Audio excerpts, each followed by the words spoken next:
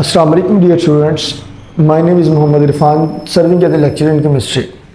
Student आज हम मोल के हवाले से डिस्कस करेंगे।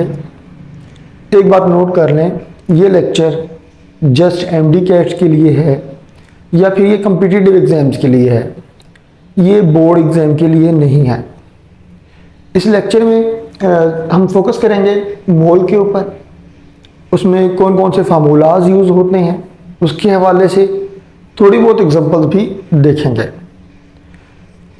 स्टार्ट करते हैं। मोल मोल क्या है? Mole is the amount of substance that contains the same number of particle as there are atoms in 12 gram of carbon. एक मोल सब्सटेंस की वो मिकदार है जिसमें इतने ही एटम्स होते हैं जितने 12 ग्राम कार्बन में होते हैं। अब ये देखें 12 ग्राम कार्बन जो है, 12 ग्राम ऑफ कार्बन, इसमें एटम की तादाद कितनी होती है? इसमें जो एटम की तादाद होती है वो होती है 6.02 इंटू 10⁻23, या आप यूं कह सकते हैं एवोगेड्रोस नंबर ऑफ पार्टिकल्स होते हैं। तो एक मोल सब्सटेंस की वो मिकदार है जिसमें एवोगेड्रोस नंबर ऑफ पार्टिकल होंगे। एक और बात में रखें, ये जो मोल है, ये मोल ऐसा यूनिट है अमाउंट ऑफ सब्सटेंस का। आप इसको यूं भी कह सकते हैं कि ये क्या है? Mass of particle express in gram. अब आपके पास पार्टिकल से मुराद क्या है? पार्टिकल क्या कुछ हो सकता है? अब ये देखें, इसको ना हम डिटेल में देखते हैं, इससे ये बात क्लियर हो जाएगी। तो मैंने यहां पर लिखा है 23 AMU सोडियम। ये जो AMU है ना, ये एटॉमिक मास यूनिट, यानी ये एटॉमिक रिलेटिव एटॉमिक मास का यूनिट है, या यूं कह लें कि एटॉमिक मास का यूनिट है। तो 23 AMU सोडियम का मतलब है कि एक एटम है सोडियम का। अब आप क्या करें, सोडियम जो है कितने कलेक्ट कर लें? आप 6.02 इंटू 10⁻23 सोडियम कलेक्ट कर लें, तो इतने सोडियम का वेट जो बनेगा ना, वो बनेगा 23 ग्राम।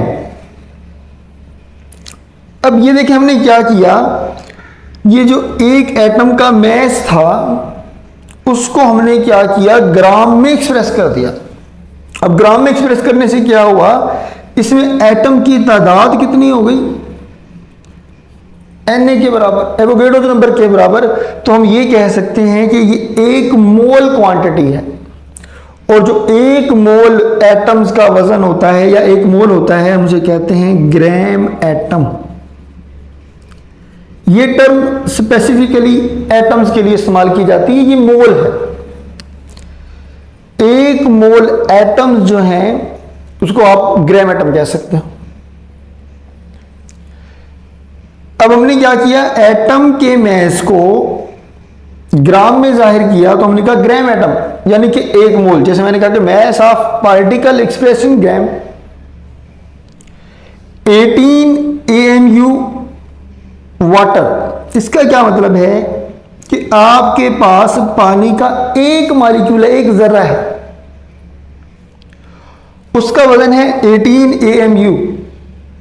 और अगर आप पानी के मॉलिक्यूल इतने इकट्ठे कर लें तो उनका वजन बनेगा 18 ग्राम।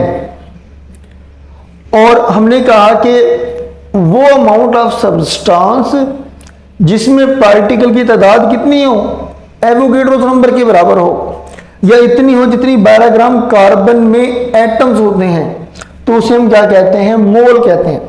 तो ये एक्चुअल में ये क्वांटिटी मोल को रिप्रेजेंट कर रही है। अब ये मोल है मॉलिक्यूल का, ये H2O क्या है? मॉलिक्यूल है। तो जो मोल होता है मॉलिक्यूल का, उसके लिए हम टर्म इस्तेमाल करते हैं ग्राम मॉलिक्यूल, मतलब एक मोल मॉलिक्यूल्स। आप यूं कह सकते हो 6.02 इंटू 10⁻23 मॉलिक्यूल होंगे, तो उसे हम कहेंगे gram molecule. 58.5 AMU sodium chloride, ये आयनिक कंपाउंड के लिए होता है। ये एक आयनिक कंपाउंड है और आयनिक कंपाउंड के लिए एक टर्म इस्तेमाल की जाती है फार्मूला यूनिट। तो इसमें एक फार्मूला यूनिट है, एक फार्मूला यूनिट, यानी कि एक सोडियम आयन है, एक क्लोराइड आयन है। लेकिन अगर आप ये फार्मूला यूनिट इतने कलेक्ट कर लें तो आपके पास इनका वेट बनेगा 58.5 ग्राम, और इसके लिए हम टर्म इस्तेमाल करते हैं ग्राम फार्मूला। ये जस्ट आयनिक कंपाउंड के लिए होगा। इसी तरह से 96 AMU, ये AMU जो है सोडियम सल्फेट सल्फेट आयन, इसका मतलब है कि ये एक आयन है।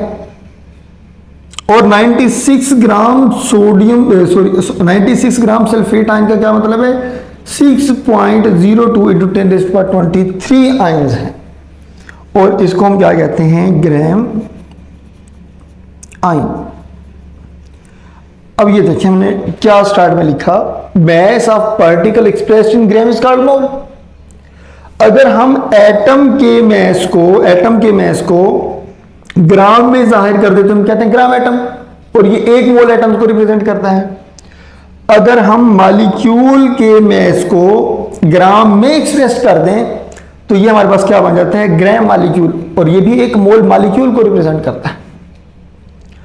जब हम कहते हैं कि ये फार्मूला यूनिट के मास को, ये फार्मूला यूनिट है, इसका जो मास है AMU में, इसको अगर हम ग्राम में जाहिर कर दें तो हम ये कहते हैं ग्राम फार्मूला है। हम आयन के मास को, यानी कि आयनिक मास जो होता है उसको रिप्रेजेंट करते हैं ग्राम में, तो हम कहते हैं ग्राम आयन।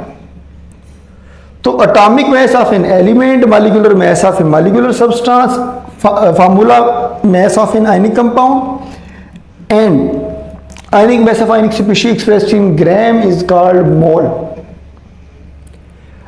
एक मोल आप इस तरह से भी कह सकते हैं जैसे एक दर्जन जो होता है, एक दर्जन में 12 होते हैं ना।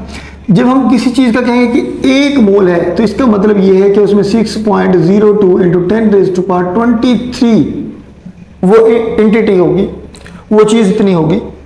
जैसे अब यूं कह लें कि एक मोल, अगर मैं कहूं कि एटम्स हैं, इसका मतलब ये है कि उसमें Na एटम्स होंगे। फॉर एग्जांपल मैं कहता हूं कि एक मोल हाइड्रोजन है, तो इसका मतलब है उसमें Na हाइड्रोजन एटम्स हैं। मैं अगर कहता हूं एक मोल मॉलिक्यूल है, तो इसका मतलब यह है कि इसमें Na Avogadro's number of molecules हैं। इसी तरह से मैं अगर कह देता हूं एक मोल आयन, तो उसका मतलब है उसमें Na क्या होंगे, आयन्स होंगे। अब हमारे इसमें जो फार्मूलाज यूज होते हैं उनको स्टडी करते हैं। अभी जो फार्मूलाज हैं, अगर आपके पास सपोज करें मैस दिया हुआ है, जैसे मैंने बात की हाइड्रोजन है, सोडियम है, इस तरह से कोई भी सपोज कर लें कि सोडियम जो है ये 46 ग्राम दिया हुआ है। सोडियम जो है, Na जो है, ये एक एटम है, ये 46 ग्राम दिया है, ये ग्राम में है। ये जो गिवन मैस है ये ग्राम में होगा। तो आप क्या करेंगे, उसका जो गिवन मैस है सब्सटेंस का, उसको डिवाइड कर दोगे।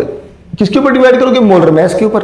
तो जब मोलर मैस के ऊपर डिवाइड करेंगे, जैसे ये मैंने लिखा 46, इसका जो मोलर मैस है, मोलर मैस से मुराद जो एक मोल सब्सटेंस का मैस है। जैसे मैंने यहां पर कहा सोडियम का मैस कितना है, 23 AMU, अगर एक है। अगर एक मोल है तो उनका मैस कितना है, 23 ग्राम, ये मोलर मैस है। तो मोलर मैस का कितना है, 23। तो 23 से आप क्या कर दोगे, डिवाइड कर दोगे, तो आपके पास जवाब आ जाएगा 2 मोल्स। आपने करना क्या है, इसमें जो गिवन मैस होगा उसको डिवाइड कर दोगे मोलर मैस के ऊपर। बात बात यूं होता है, आपके पास ना मॉलिक्यूल की तादाद बताई होती है, या एटम्स की तादाद बताई होती है, या आयंस की तादाद बताई होती है, उससे कहते हैं कि मोल मालूम करें। तो फिर आपने क्या करना है, अगर मैं यहीं से मिसाल ले लेता हूं, जैसे सपोज करें वाटर है और वाटर के आपके पास यूं कह लें कि मालिक्यूल की जो तादाद है, मैं यहां लिख देता हूं, सपोज करें वाटर के जो मालिक्यूल हैं इनकी तादाद हमारे पास है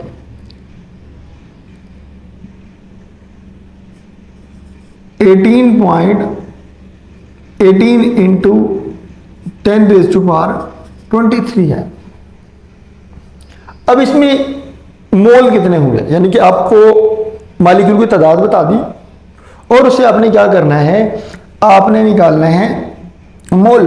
तो आप क्या करेंगे, जो तादाद आपको दी गई है, जो तादाद आपको दी गई है, जैसे ये 18 इंटू 10⁻23, इसको डिवाइड कर देंगे एवोगैड्रोस नंबर पर। तो आपके पास जो है जो भी जवाब आएगा इसका वो तकरीबन 3 मोल बनता है, तकरीबन 3 मोल बनता है। तो आपके पास 3 मोल मालिक्यूल होंगे वाटर के। सपोज करें बात को ना गैस की शक्ल में अगर कोई सब्सटेंस है तो उसका वॉल्यूम गिवन होता है। अगर अब वॉल्यूम गिवन है और ये वॉल्यूम डीएम क्यूब में है, ये गैस के लिए, एक बात ध्यान रखें, ये वाली जो चीज है ये गैस के लिए। अब आप क्या करेंगे, जो भी वॉल्यूम दिया, सपोज करें कि मैं कहता हूं कि ये हमारे पास जो गैस है, एक गैस है N2 और इसका वॉल्यूम दिया है हमारे पास 11.2 डेसीमीटर क्यूब। अब पूछा गया कि इसके मोल कितने होंगे। अब पूछा गया जब इसके मोल कितने होंगे तो आपने क्या करना है, जो आपके पास उसका वॉल्यूम दिया गया है, वॉल्यूम दिया गया 11.2 डेसीमीटर क्यूब, आप क्या करोगे, इसको मोलर वॉल्यूम पे, ये वाली जो टर्म है 22.414 होता है डीएम क्यूब, ये जो है मोलर वॉल्यूम है, इसके ऊपर डिवाइड कर दोगे तो आपके पास जो है मोल आ जाएंगे। अब यहां पर एक बात ज़हन में रहे, ये वाली जो वैल्यू है आप एसटीपी पर लिखेंगे, ये वाली जो वैल्यू है एसटीपी स्टैंडर्ड टेम्परेचर और प्रेशर पर लिखेंगे। स्टैंडर्ड टेम्परेचर और प्रेशर कितना होता है, स्टैंडर्ड टेम्परेचर जो होता है वो 0 डिग्री सेंटीग्रेड और प्रेशर जो है वो होता है 1 atm। तो 0 डिग्री सेंटीग्रेड और 1 atm, तो फिर आप इस वैल्यू से डिवाइड कर दोगे। उसके बाद है वॉल्यूम इन सेंटीमीटर क्यूब, बहुत वॉल्यूम सेंटीमीटर क्यूब में दिया होता है।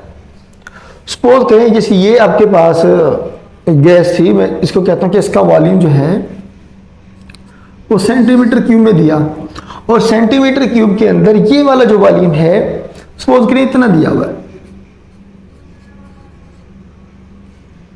इतना वॉल्यूम दिया हुआ है। आप क्या करेंगे, फिर आप इस वैल्यू से डिवाइड कर देंगे।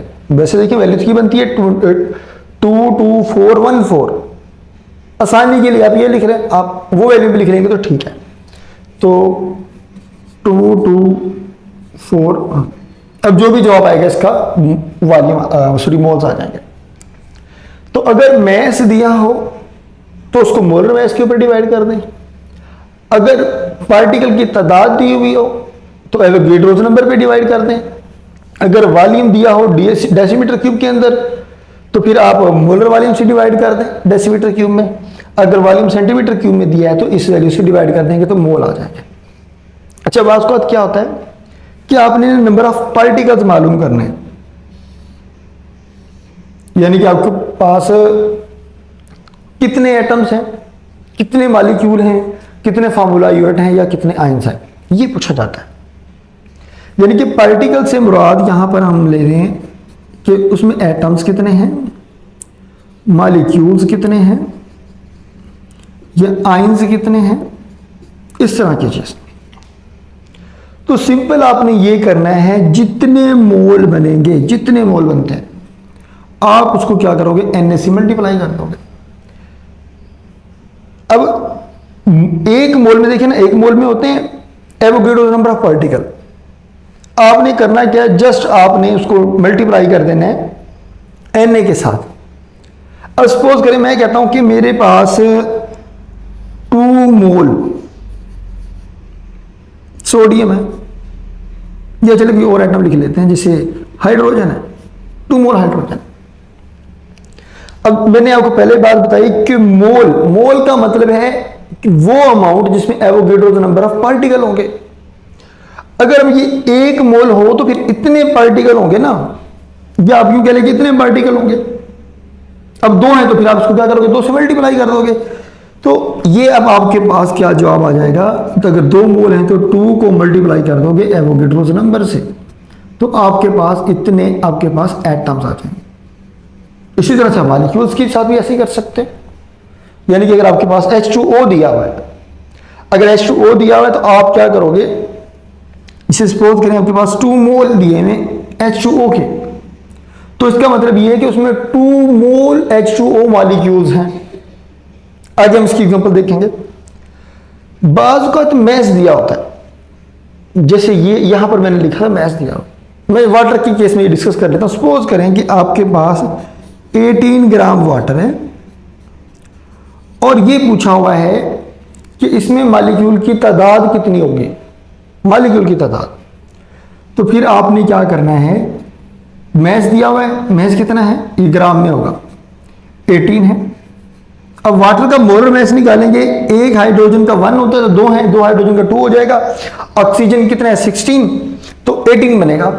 18 मल्टीप्लाई Na, तो जवाब क्या आ जाएगा, एवोगैड्रोस नंबर ऑफ पार्टिकल, क्योंकि ये 1 मोल बनेगा। बात का यूं होता है कि वॉल्यूम दिया होता है और वॉल्यूम डेसीमीटर क्यूब में है, और ये वाली कंडीशन जैसे हमने पहले डिस्कस किया ये STP पर है। और आपसे क्या पूछा गया, आपसे पूछा गया कि आप इसमें बताएं मॉलिक्यूल की तादाद कितनी होगी। मैं मिसाल दे देता हूं, जैसे सपोज करें कहा जाए कि 67 डेसीमीटर क्यूब कार्बन डाइऑक्साइड है।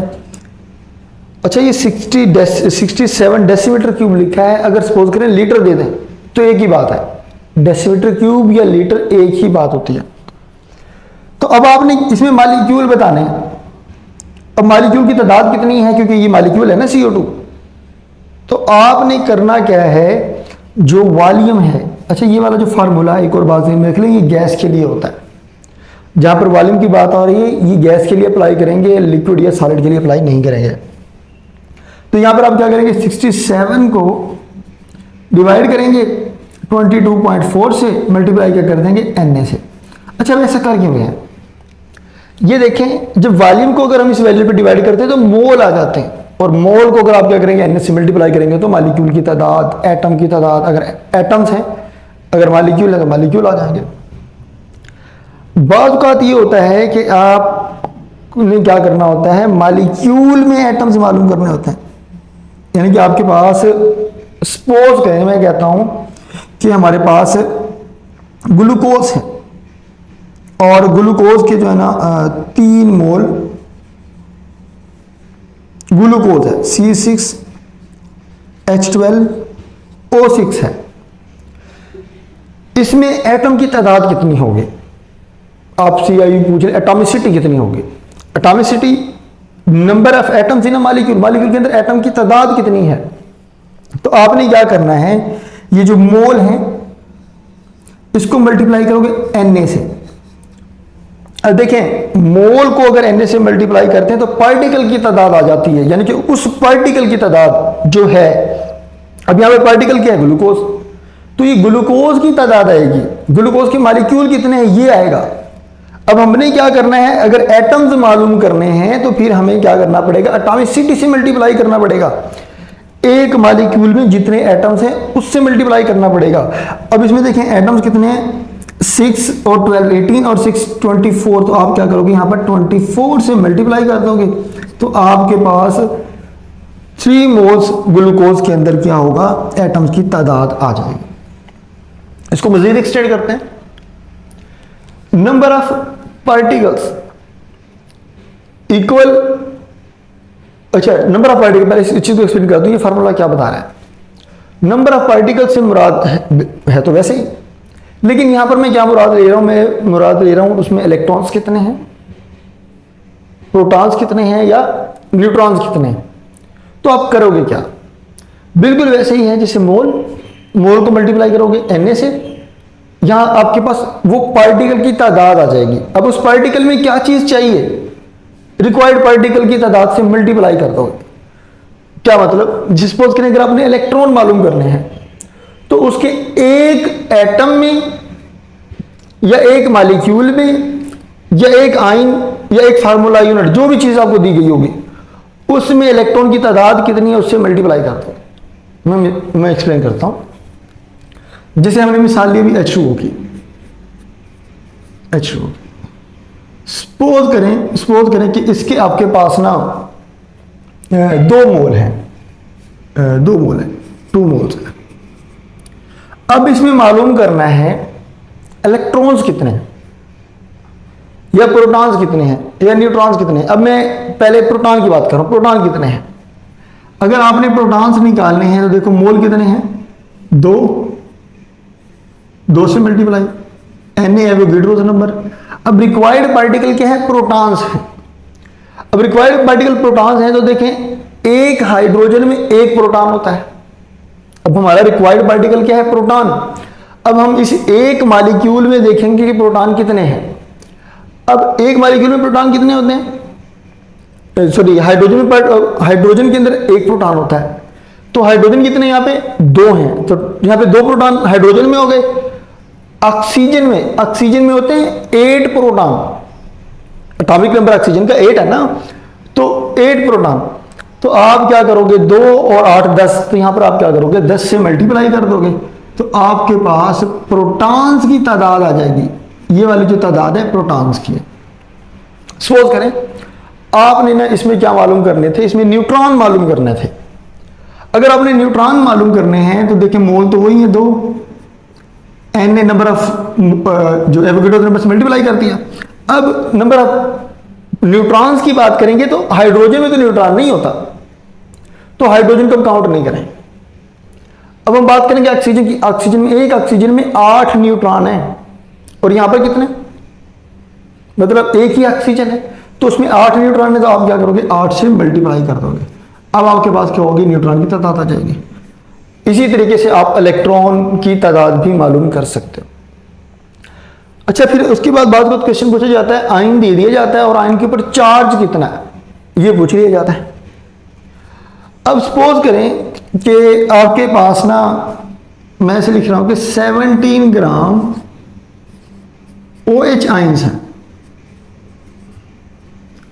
17 ग्राम OH आयंस हैं। इसके ऊपर टोटल मतलब 17 ग्राम आयंस में टोटल आयंस कितने होंगे, सॉरी आयंस के ऊपर जो चार्ज है वो कितना होगा।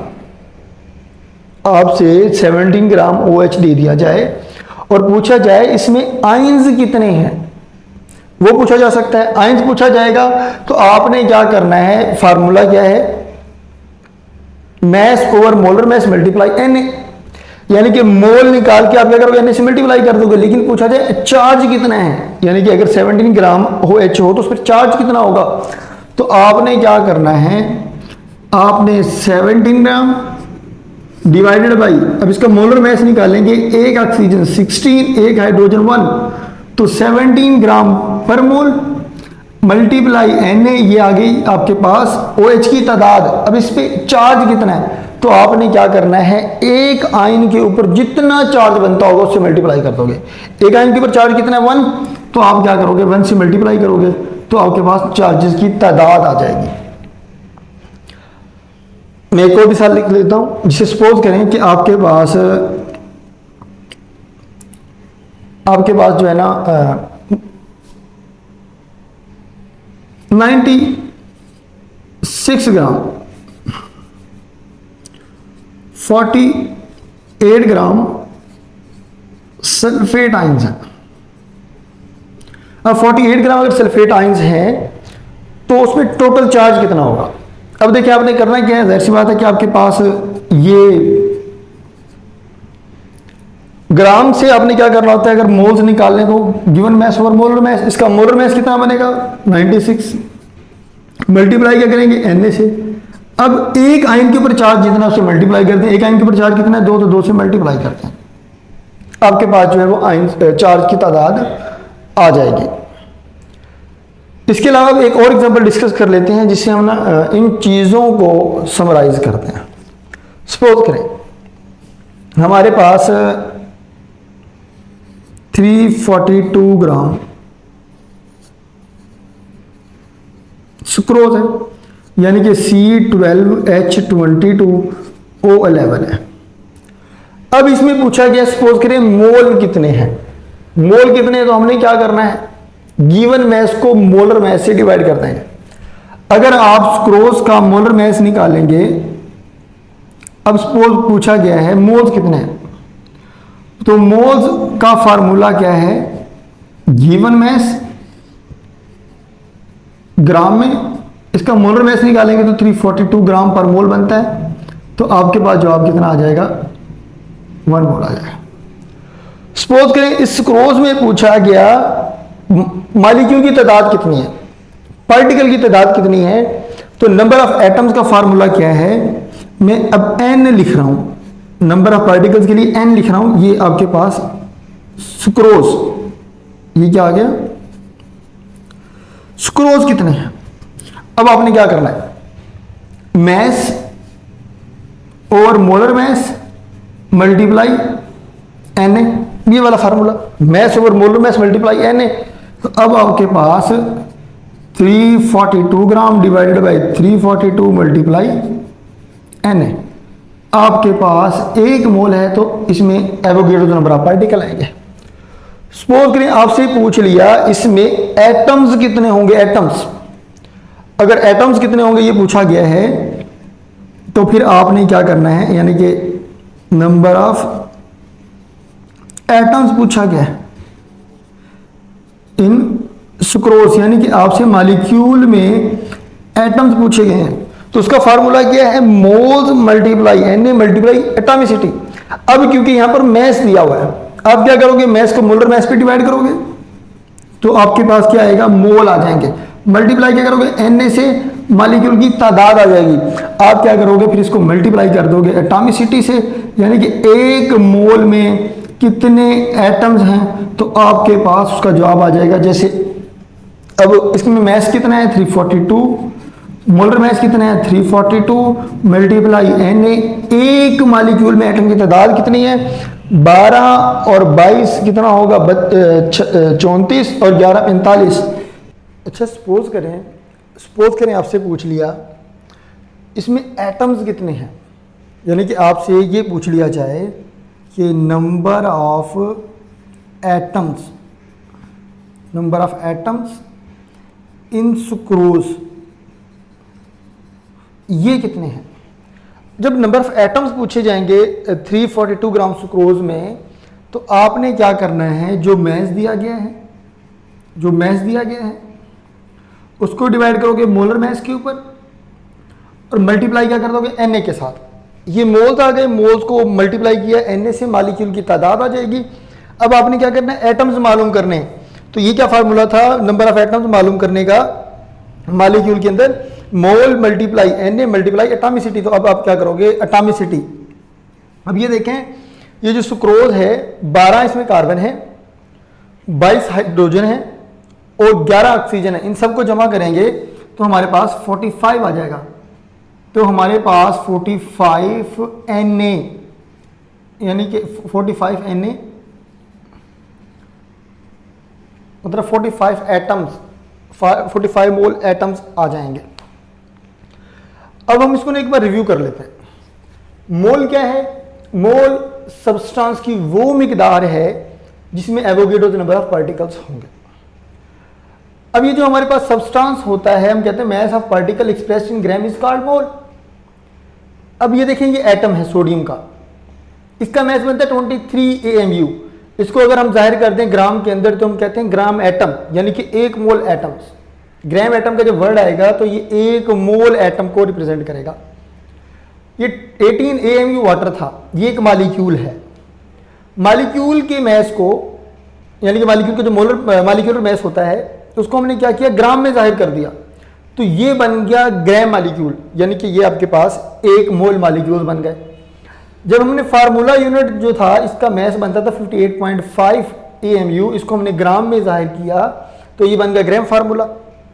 इसी तरह से जो आयन का जो मैस होता है, उसको अगर हम ग्राम में जाहिर करते हैं तो उसको हम क्या कहते हैं, ग्राम आयन कहते हैं। ये वाली जो क्वांटिटी जब हम कहते हैं 23 AMU, ये एक सोडियम एटम की है, जबकि हम कहते हैं 23 ग्राम सोडियम की। इसका मतलब ये है कि ये 6.02 10⁻23 सोडियम एटम का वेट है, यानी कि 1 मोल सोडियम एटम का वेट है। ये फार्मूलाज हैं जो कि आपने याद रखने हैं, ये यूज होंगे कैलकुलेशंस के अंदर। अगर मैस दिया गया होगा, सब्सटेंस का मैस दिया गया होगा, तो आपने क्या करना है, मोलर मैस से डिवाइड कर देना है, आपके पास क्या आएगा, मोल्स आ जाएंगे। अगर मॉलिक्यूल की तादाद दी गई हो, मॉलिक्यूल की तादाद दी गई हो, तो फिर आपने क्या करना है, एवोगैड्रोस नंबर से डिवाइड कर देना है। एवोगैड्रोस नंबर से डिवाइड करेंगे तो आपके पास मोल की तादाद आ जाएगी। अगर आपको वॉल्यूम दिया गया है, ये डीएम क्यूब में होगा और ये गैसेस के लिए होगा। एसटीपी के ऊपर, यानी कि टेम्परेचर आपके पास 0 डिग्री सेंटीग्रेड हो, प्रेशर 1 atm हो, तो फिर आप जो वॉल्यूम है डेसीमीटर क्यूब में, उसको आप क्या करोगे, इस वैल्यू से डिवाइड कर दोगे। यहाँ पे एक बात ध्यान में रखोगे, डेसीमीटर क्यूब भी कहा जा सकता है, लीटर भी कहा जा सकता है, एक ही बात है। या फिर वॉल्यूम सेंटीमीटर क्यूब में दिया गया हो, तो फिर आप इस वैल्यू से डिवाइड करोगे, आपके पास मोल्स आ जाएंगे। बाद औक़ात कहा जाता है नंबर ऑफ पार्टिकल्स मालूम करें, यानी कि आपके पास जैसे हाइड्रोजन है, हाइड्रोजन की आपको तादाद बता दी कि 2 मोल है, इसमें 2 मोल में एटम्स कितने होंगे। आपने क्या करना है, मोल को Na से मल्टीप्लाई कर देना है। या आपको कह दें, सपोज करें मॉलिक्यूल है, जैसे H2O है, सपोज करें इसके कहते हैं कि जी मोल कितने हैं, जी 2 मोल हैं, इसमें मॉलिक्यूल कितने होंगे, Na से मल्टीप्लाई कर। अच्छा अब ये देखें, अगर सपोज करें आपको ना, आपके पास 18 ग्राम H2O है। अब आपने इसमें मॉलिक्यूल की तादाद मालूम करनी है, तो आप क्या करोगे, मैस को मोलर मैस पे डिवाइड करोगे, मल्टीप्लाई क्या करोगे, Na के साथ कर दोगे। इसी तरह से 67 डीएम क्यूब आपके पास कार्बन डाइऑक्साइड है, यानी कि आपके पास वॉल्यूम दिया गया है, तो आप क्या करोगे, वॉल्यूम को मोलर वॉल्यूम पे डिवाइड करोगे, मल्टीप्लाई Na से करोगे, तो आपके पास क्या होगा, आपके पास जो है वो पार्टिकल की तादाद आ जाएगी। अगर मॉलिक्यूल के अंदर एटम मालूम करने हैं, तो मोल्स को मल्टीप्लाई करोगे Na से, मल्टीप्लाई क्या करोगे, एटॉमिसिटी से। एक मॉलिक्यूल के अंदर एटम कितने हैं, तो आपके पास क्या आएगी, एटम की तादाद आ जाएगी। अगर आपने इलेक्ट्रॉन, प्रोटॉन और न्यूट्रॉन मालूम करने हैं, तो आप क्या करोगे, पहले मोल निकालोगे, मोल को Na से मल्टीप्लाई करोगे, और जो पार्टिकल, यानी कि जिस पार्टिकल की तादाद आप मालूम करना चाहते हो, एक यूनिट के अंदर, एक मॉलिक्यूल के अंदर, एक पार्टिकल के अंदर जितनी तादाद होगी उससे मल्टीप्लाई कर दोगे। अगर आपने टोटल चार्ज मालूम करना है, इनके ऊपर मोल निकालें, मोल को Na से मल्टीप्लाई करें, और जो उसके ऊपर चार्ज है उससे क्या करते हैं, मल्टीप्लाई करते हैं। और ये कुछ एग्जांपल्स हमने डिस्कस की थी। अगर आपको इससे रिलेटेड, मोल से रिलेटेड कोई प्रॉब्लम है तो ज़रूर पूछें। इंशाल्लाह नेक्स्ट वीडियो में हम मोल से रिलेटेड और प्रॉब्लम्स भी डिस्कस करेंगे, और जो टेक्निकल इश्यूज़ हैं उनको भी डिस्कस करेंगे। अस्सलाम वालेकुम।